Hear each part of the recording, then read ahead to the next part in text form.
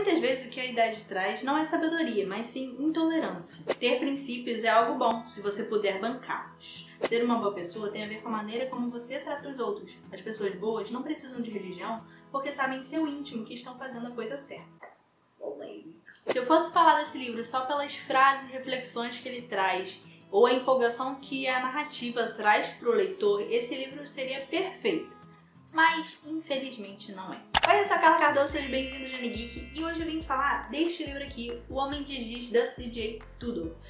E esse foi um livro que, mano, algum tempo atrás estava todo mundo comentando, num hype enorme, e eu não sabia muita coisa sobre ele, só tinha gostado da capa, que é bem bonita, a edição, aliás, e eu gostava do gênero, que é suspense. Mas da história eu não sabia muita coisa, não. Aí eu ganhei esse exemplar de um amigo meu, e eu tava passando por uma ressaca literária, e eu comecei a ler esse livro, e, cara, eu devorei. A história alterna entre os anos de 1986 e 2016, com os personagens crianças e depois adultos, algo que lembra aí um pouco a It a Coisa, do Stephen King. Aliás, o livro traz diversas referências a Stephen King. Eu só percebi o It a Coisa porque foi o único que eu li, mas um fã aí do autor vai perceber muito mais coisas, talvez eu aproveite mais. E bem, a narrativa é em primeira pessoa, no ponto de vista do nosso protagonista, o Ed Monstro.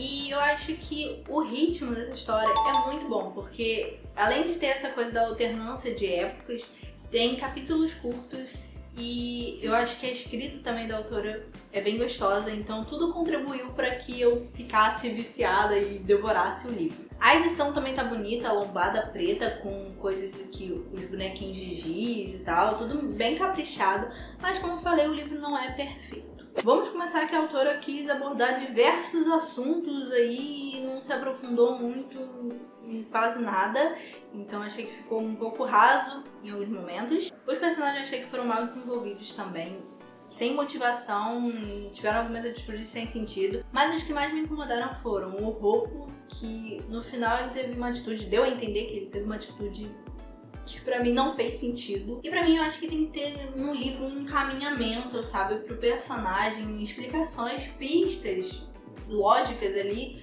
de que, pô, tá, beleza, aquele personagem agiu por causa daquilo que foi citado, nananã, sabe, ligar os pontos. E eu não senti que teve isso nesse livro e eu não sei. Eu posso ter perdido alguma coisa, então me conta aí nos comentários se você concorda comigo, discorda, se você acha que teve sentido sim as atitudes dele, porque eu realmente achei que eu não gostei, né? E até pode falar que, pô, as aparências enganam, foi por isso que ela colocou isso, mas...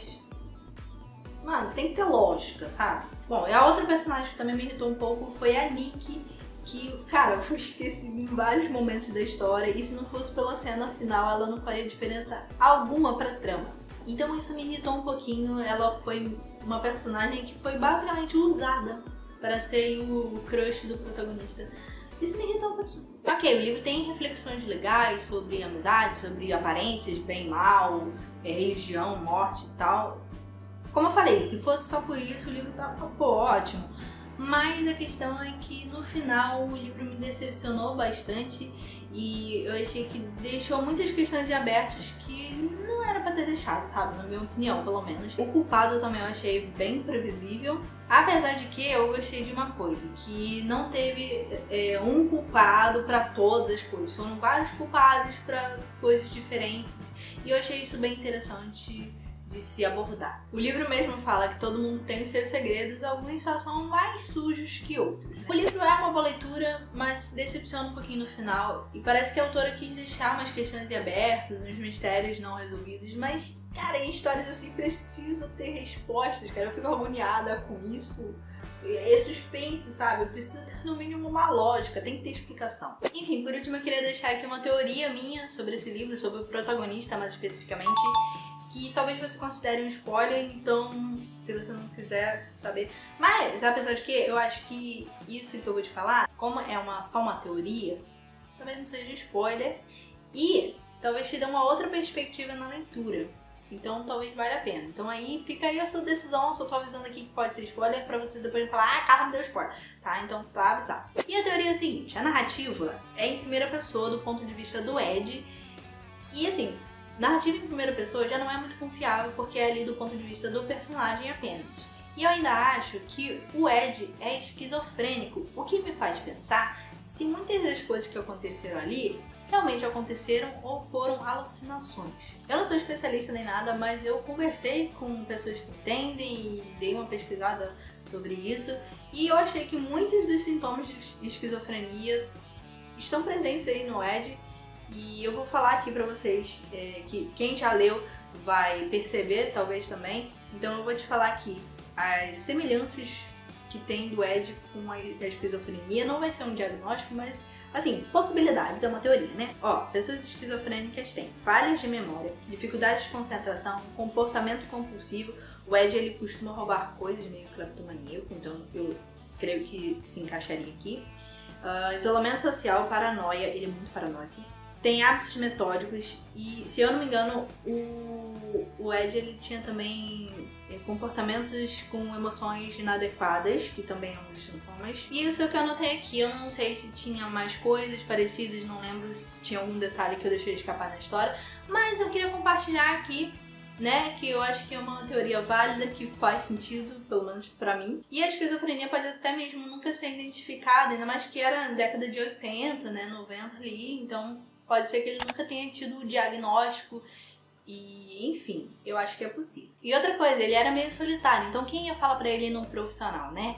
E o final também, outra coisa que me faz pensar que essa teoria é muito possível, é que o final deixa em aberto aí, é a questão da sanidade dele. Então, assim, pode ser, né? Uma esquizofrenia. E talvez as coisas que não foram respondidas, as questões deixadas em abertas, talvez seja por conta disso, né? Que a perspectiva dele não era confiável. Mas me conta aí o que você achou dessa teoria. Achou legal? Achou provável? Achou muita loucura da minha cabeça? Tem uma teoria também, ou quer complementar a minha? Fica aí à vontade, deixa aí nos comentários. Se você curtiu essa resenha, deixa o seu like e eu te encontro no próximo vídeo aqui do canal. Um beijo, tchau!